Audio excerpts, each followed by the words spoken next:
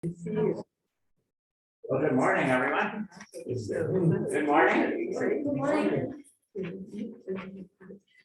It's great to be here in person again. Yes.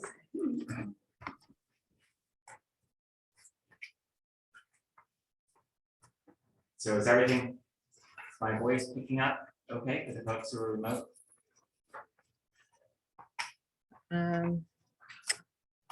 Let's see.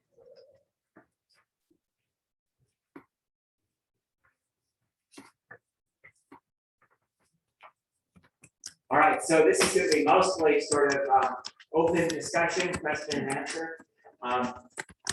Yes, and the church leadership invited me to come and kind of give people an update and try to answer some questions related to COVID. And of course, Don Lyman will be here to help, as well as my wife Allison. So just by way of background, most of you know that I'm a primary care physician. I have a master's in analytic methods, essentially statistics, epidemiology. I've been at UC Davis for nearly 30 years now. For about 5 years, lead the medical school course in population health, epidemiology, and biostatistics. So what I do not do is treat patients in the hospital. So my clinical work is focused in the outpatient setting. So don't ask us questions about what they're doing in the ICU, about ICU treatment outside my scope of practice. But we will try to field any other questions related to community activities, prevention, and ordinary things relevant to primary care. So I think, we were last in this room.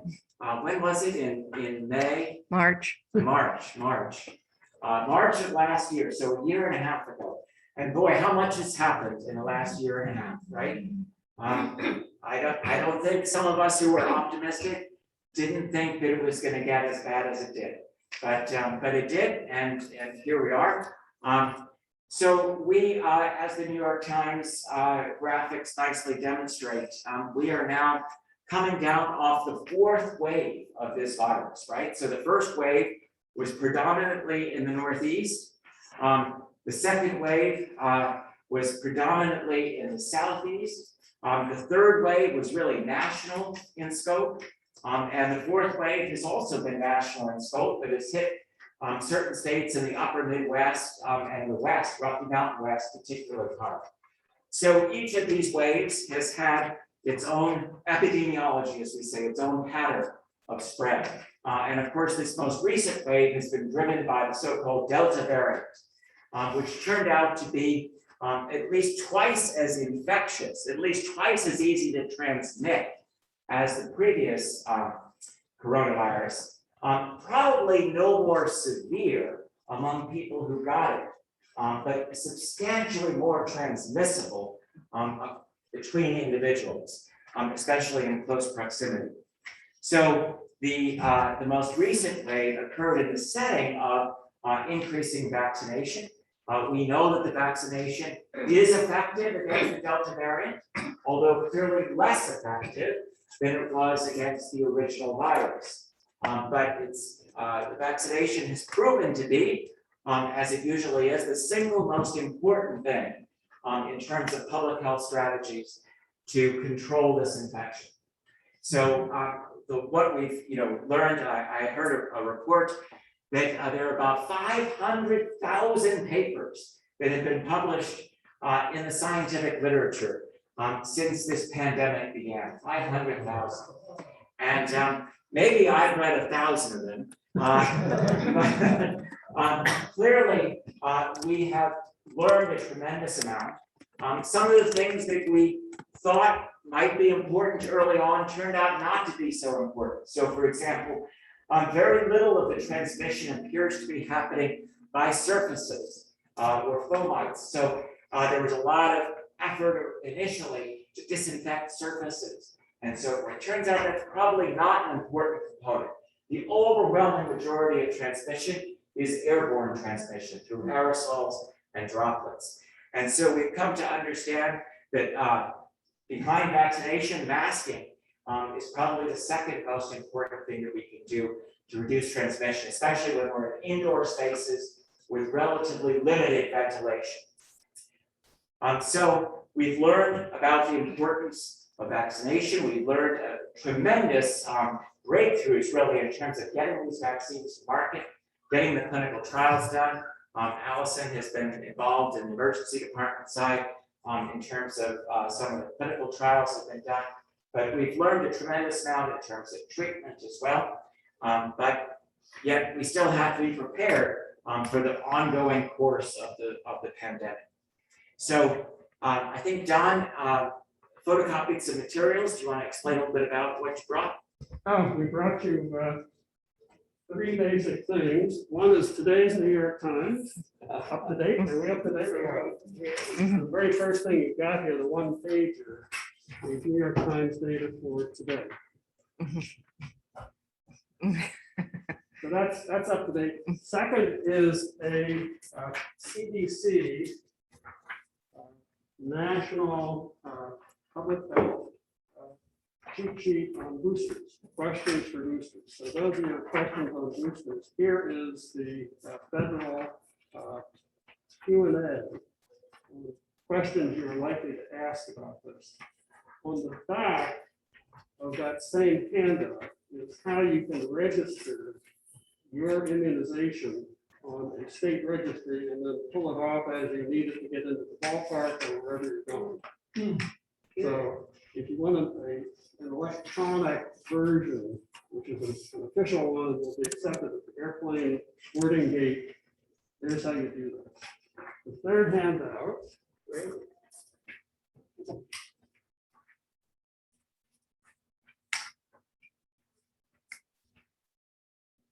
Third handout has lots more data. It's a thicker thing here. Proof of vaccination. There it is. One of those really cool QR code. Yeah. I'm smart. These are data. As we talk about a lot of things these days, we're talking about people who reject science. This is not science. This is data. These are facts. So in the legal world, there's a phrase called the finding of fact. Finding of fact is this sort of data. Based on these facts, you make a conclusion of facts, which leads us into treatments and the prevention. But these are the hard data which tell you where we've been.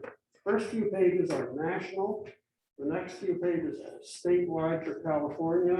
And the back is data from Sacramento County. It's an easier way into where we are and how we compare to the rest of the country. So that's what's basically.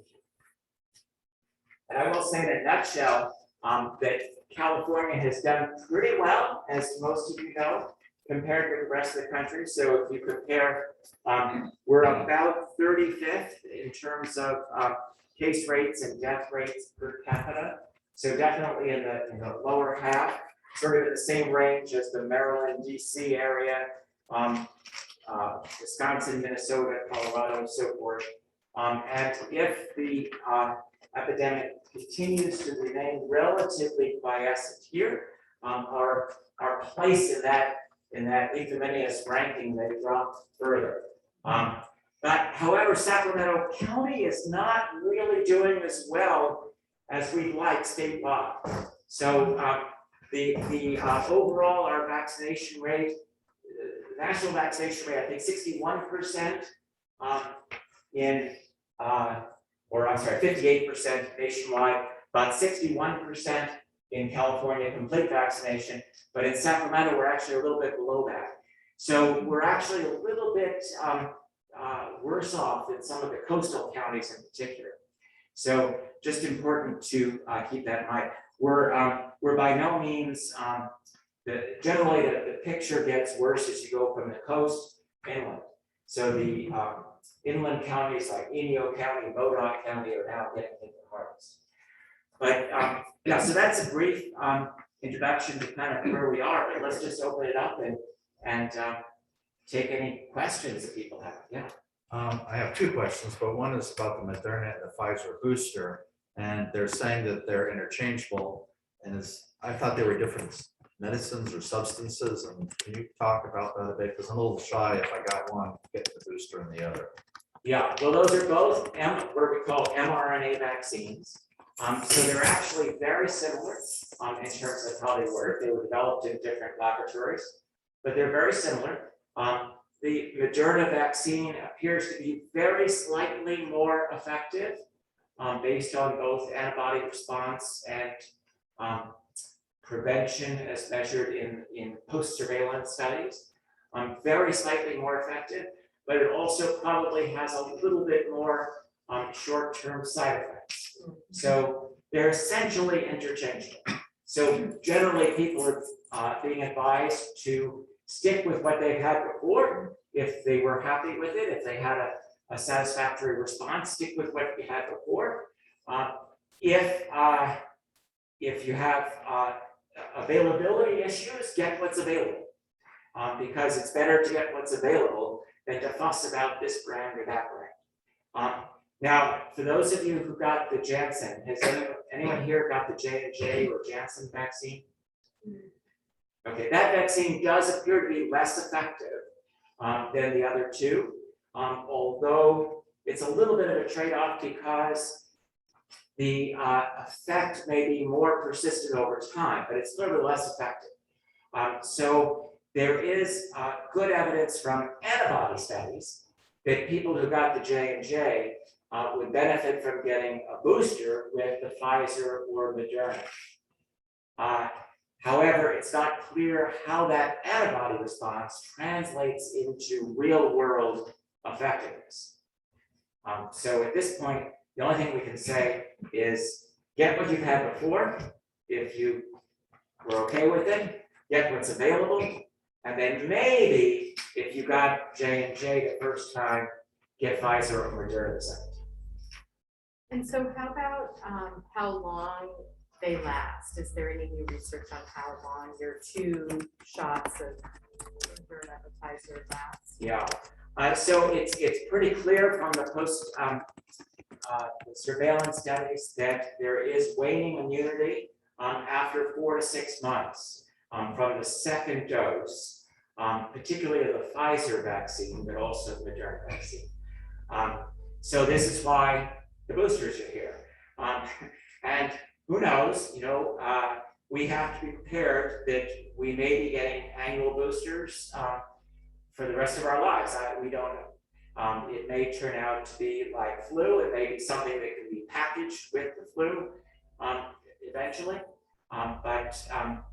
Yeah, so it's pretty clear from both public health evidence of actual infections as well as antibody evidence that there's waning immunity after 4 to 6 months after the second dose.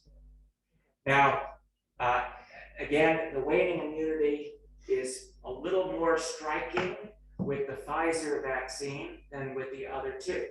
So it's particularly important for the Pfizer vaccinated people to get a booster shot. But everyone, who's eligible should get one. I'm overdue then. Yeah, I mean, obviously, part of it depends on your personal risk factors as well as your exposure-related risk factors, right? So someone like, Allison and I, we don't really have personal risk factors, but we have exposure-related factors because we come into a workplace with a lot of other people. We're exposed to ill people in the course of our work. And so the CDC has taken that into consideration. Of course, someone a little older than us, like Don, has personal risk factors that would motivate the need for a booster. So, Sorry to dominate the question. So I work at a school and the kids don't like to wear masks. Yeah. And I don't want to get into political discussion, but what Dr. Lyman was saying, the objective facts. So this kid came in, didn't want to wear a mask, was talking about, oh, the Florida doctor or the health department said it was a lie and all this kind of stuff. And other people say it's true. So, what kinds of masks and how effective are they? Well, and yeah, there's why been a is lot why is there such, according to this kid amongst doctors, or health departments differences. Because people don't read the literature. Well, yeah, okay. I mean. I don't there's mean no to other upset anyone, way to but say it. I don't know what to say to the People kid. don't read the literature. I mean, it's pretty clear at this point, CDC has published a series of reports in MMWR comparing school districts that have masking policies with school districts that don't. It's clear that the school districts who did not have masking policies had twice as much of an increase in infections after the start of school in late August, compared with the school districts that did have masking policies. Twice as high an increase. They all had an increase, but the districts without masking policies had twice as high an increase. Recently published just a couple of weeks ago, a study that could never be done here, a big randomized trial in Bangladesh, where they went into communities and they gave out masks. And they gave out different kinds of masks. They didn't do any enforcement. They didn't do any special surveillance or measurement. They just watched people get hospitalized. And they showed that the communities where they gave out surgical or medical style masks had 11% reduction in clinically apparent and diagnosed COVID infections. Randomized trial, which is the sort of the gold standard of medical evidence. So I think it's kind of a settled issue. I mean, the point is that even the best masks, so the evidence is that surgical type, so the best masks are the so-called N95 masks.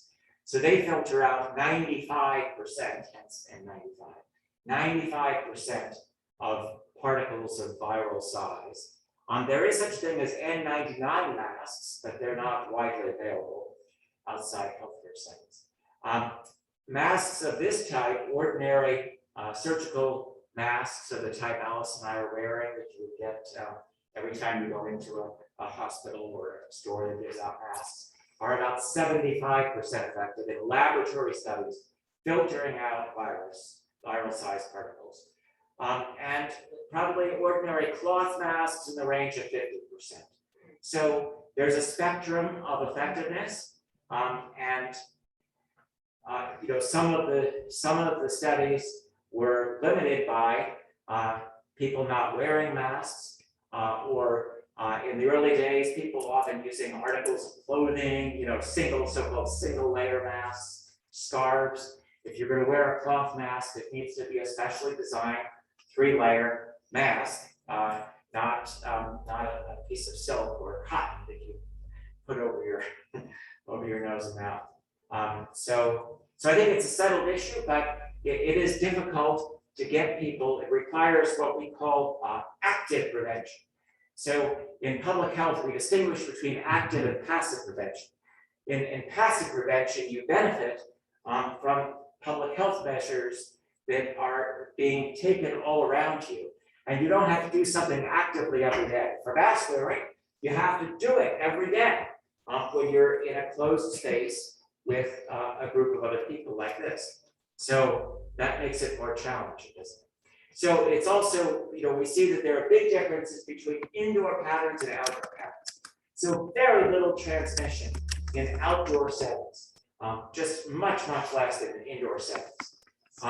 The engineers tell us that ventilation, high turnover of air in indoor spaces probably makes a substantial difference.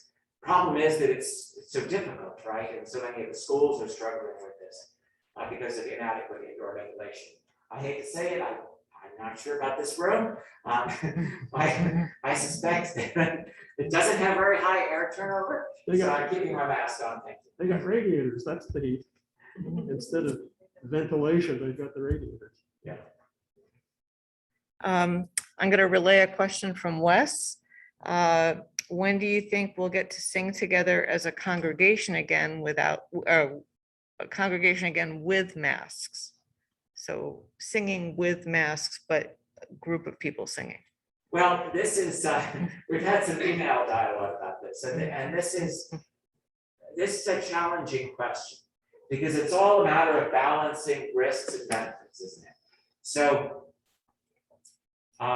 we feel better as a community, being able to participate in these kinds of activities together.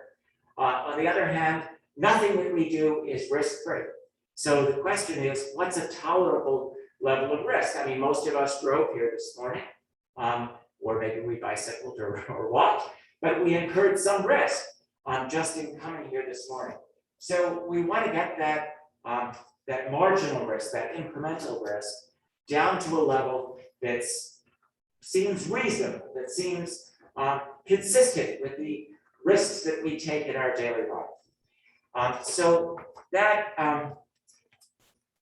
the early studies, so we have to realize that in singing, there's a lot of droplets that get projected through the air, and that's unavoidable, right? So the early studies, I mean, really there were case series, but there were two that got a lot of attention, in particular with church choirs, very high infection rates in practices occurring in rooms like this.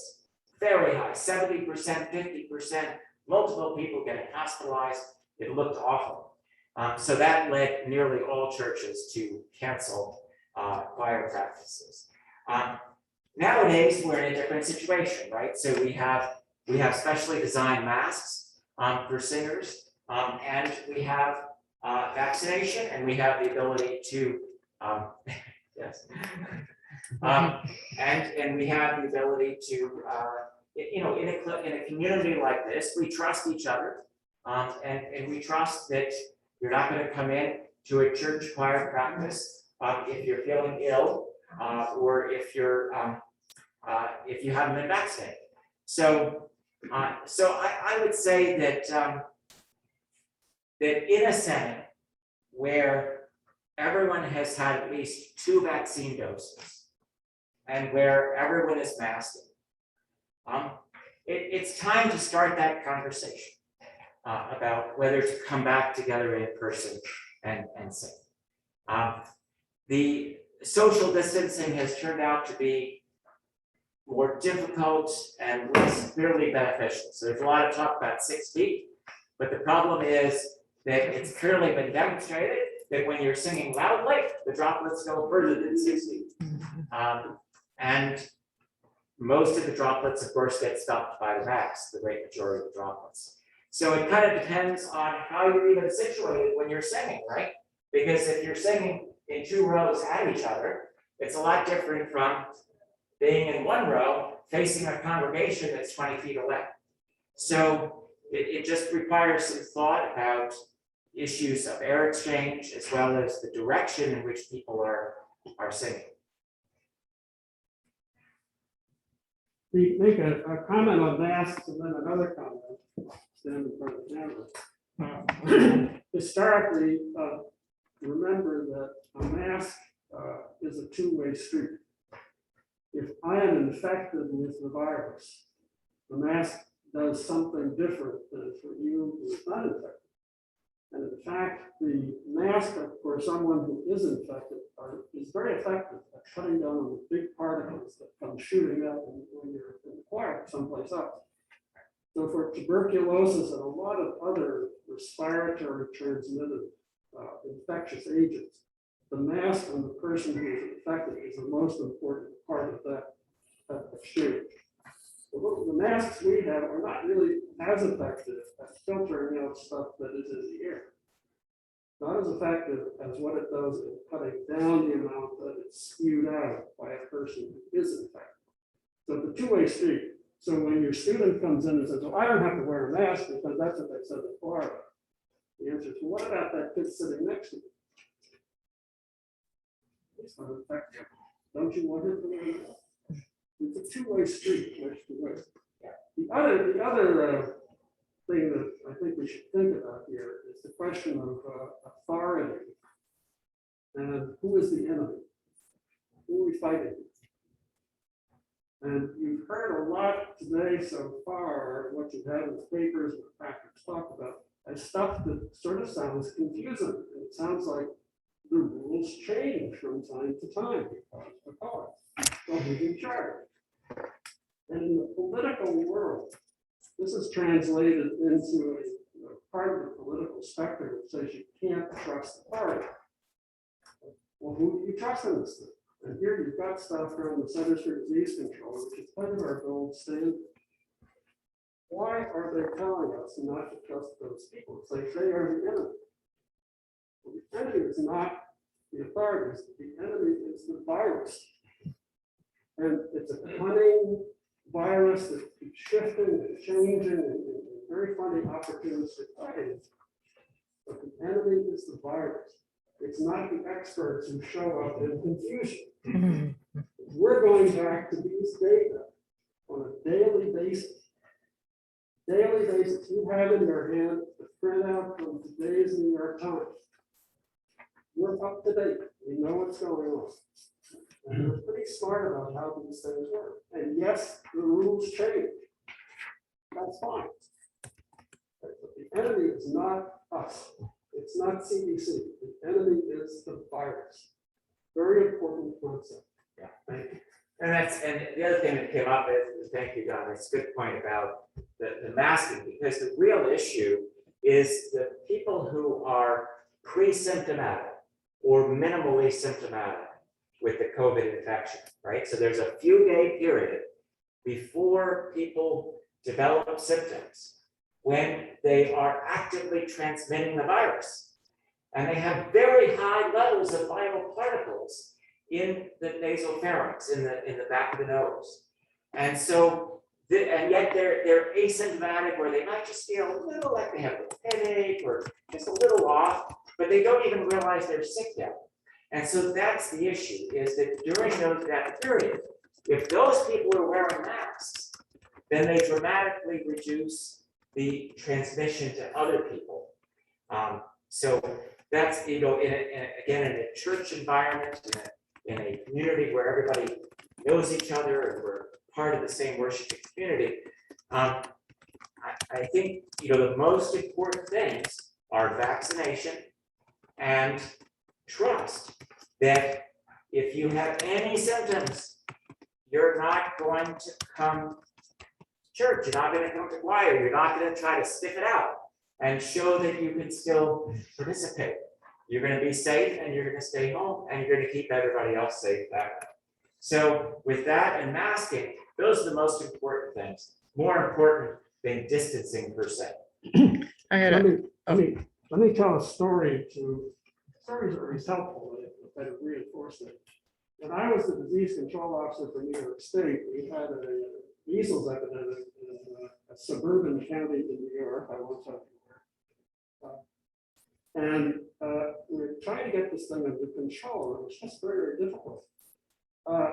Sent our people in to look at it, and we realized that what was happening was the susceptible people were high school kids. And the place that had the next wave of the epidemic was concurrent with the basketball schedule for the high school. So imagine you've got kids who are at the stage where they're spewing out the virus, high doses, but they're not symptomatic. They're out playing basketball and they're in the grandstands. And in the grandstands, the people are side by side with little kids in their arms, shouting, and the next head is right in front of you. They're shouting and they're breathing it in. Okay.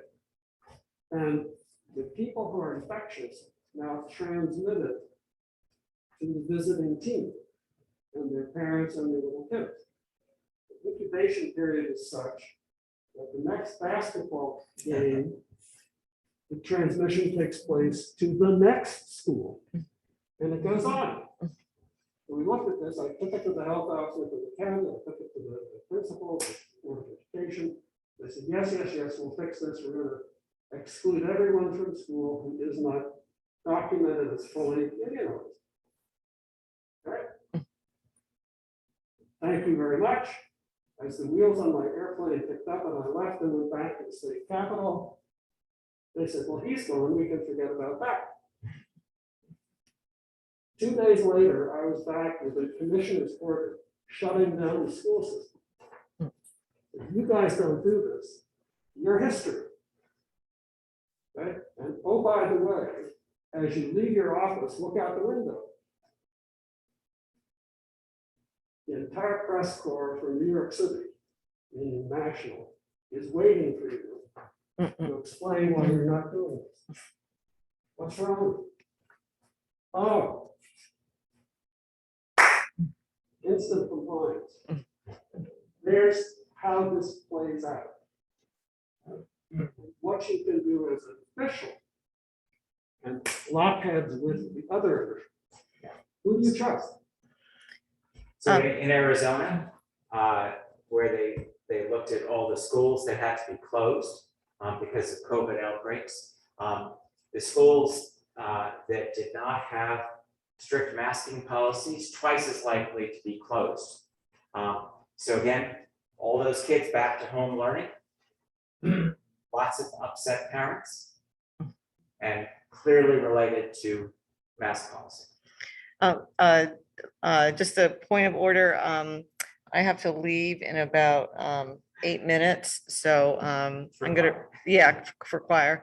I'm gonna relay a question from Jill, and then I see Bill has a question, so just, so Jill wanted to know, I think this is a fairly quick question, if room temperature has any make a difference in terms of transmission or seasonal temperature. I mean, I think the previous president used to, say, oh, COVID will go away when it's summertime, that type of thing. So seasonal temperature, room temperature, any impacts of that? Yeah, we have not seen any evidence whatsoever that temperature makes a difference.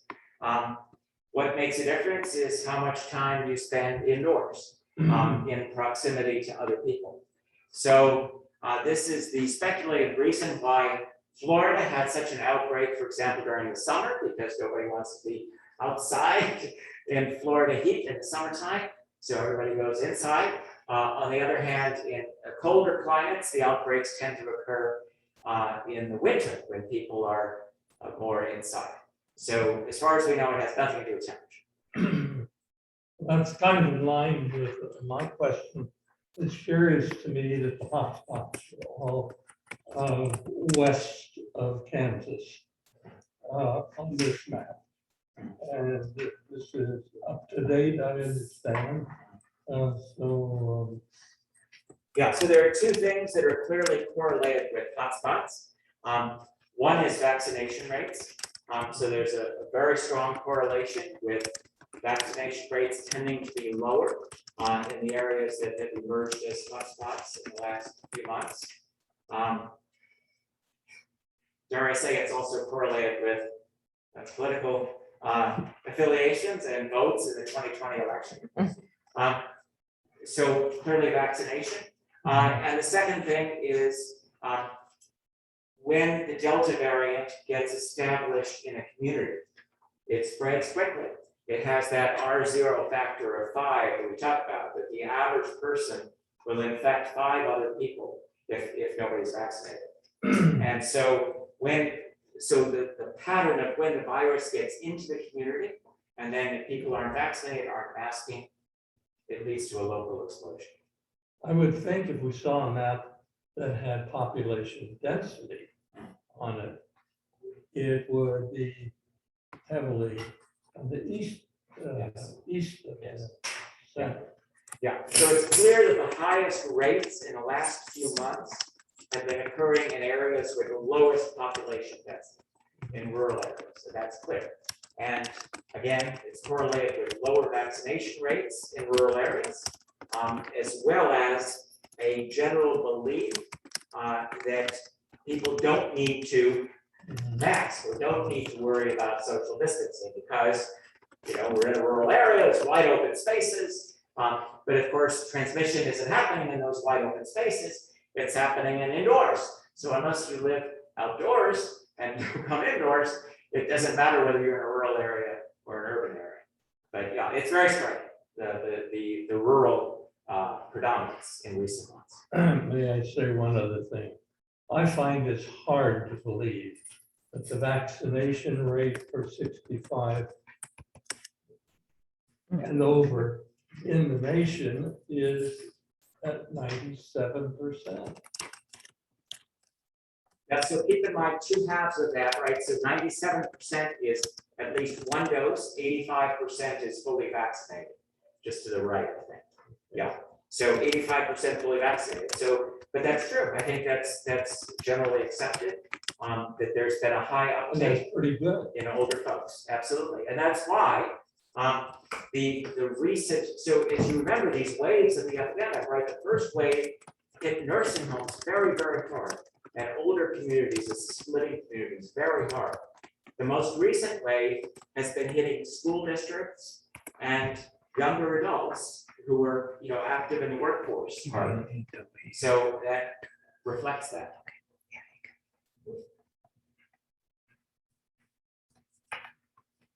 Did you have any kind of predictions that when the mask might become obsolete?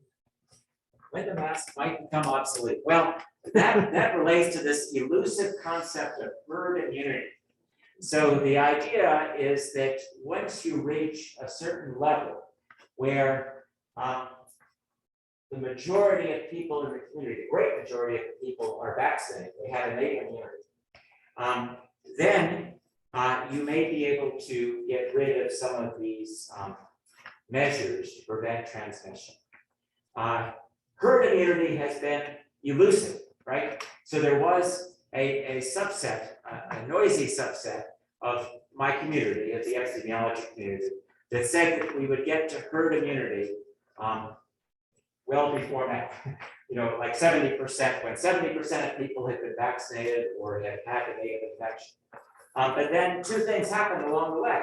One is that it turned out that the immunity from getting the natural infection is not so good, okay? So the immunity from getting the natural infection wanes over time. And clearly vaccination is just as effective in people who previously had COVID as it is in people who had not, right? So natural immunity wanes over time and new variants arise. So the virus mutates and it discovers ways to become more transmissible. So these two things have gotten in the way of herd immunity. So probably current estimates are that we need to get somewhere closer to a 90% vaccination rate in order to get to herd immunity, in order to get to a situation where cases are isolated and they die out as soon as they're introduced into a community. There's no propagation across the community. We do see that in some closed communities. College campuses, for example. Most college campuses have very strict policies with vaccination or testing. Colleges are back in session for the most part, in-person learning. Very little trouble. And it's because of the strict policies related to vaccination, over 90% vaccination rates, and testing. So when we get to somewhere closer to 90%, then we can maybe take our masks off, if there aren't new variants that have arisen by then. The stem cell of the vaccine are required from stem cells and aborted fetuses. I heard it on National Public Radio. What's the truth about that? It's crap. Repeat the question. Oh, the question is about the viruses being derived from aborted fetuses. No. There's no. That was on National Public Radio. Shame on them. Why do they have to do that then? There's no role of aborted fetuses in the production of the vaccines. Again, the two, the mRNA technology is essentially a laboratory produced technology. The other viruses, the AstraZeneca, which is not used in the US, and the J&J vaccines use an adenoviral, a modified adenoviral vector. They both have, some potential side effects, but there's no involvement of aborted fetuses or fetal tissue. So I don't know. Yeah, that's where that came from. That idea. Something else. I mean, that's why we can't so politically charged in the conservative community. Yeah. Yes. Yeah. Well, there's just rumors spread very quickly, Yes, it does. as you know, and Facebook is wonderful at spreading rumors. Instagram, so forth. So I try to stay off social media, except to watch what other people are saying. But yeah, All right, thanks for clarifying that. But let me ask you a different question. We have in the last decade or so had several other COVID epidemics in the world. Toronto, and I think one in Asia. They were fairly limited, and after a while, they just went away. They kind of mutated into something that was much less infective and much less dangerous to you. Does this do the same thing? Does this mutate and just go away? it could. I mean, we can always hope. But the problem, obviously what happened, I mean, the MERS, the Middle East Respiratory Syndrome, these illnesses were severe, very severe. And so there was a very strict quarantining of not just affected individuals, but affected communities. And so that literally allowed the virus to die out. In the case of COVID-19, we have a virus that is more clever, right? So the great majority of people, the mortality rate's only about 1%. The great majority of people recover and feel fine. And so it led to a lackadaisical perspective, I think, and not as aggressive control. Wasn't politically feasible to quarantine entire communities. So I'm not optimistic that will happen with COVID-19, but it really depends on how the virus mutates. That probably should be our last question, Patrick. Yeah, I'm just trying to see what the source is of this myth about aborted fetal tissue, but I'll let you know if I find what the source Actually, is. it's not Facebook and nothing, I get all of my intelligence from the radio, Yeah, you know. But that's very nice to know. yeah. There are, I will say that there are some viruses that are, there are some vaccines that are based on growing viruses in fetal cells. So it's not a totally bizarre idea, but not the COVID vaccine. Okay, great. Thank you, Patrick and Don and Allison. Appreciate it.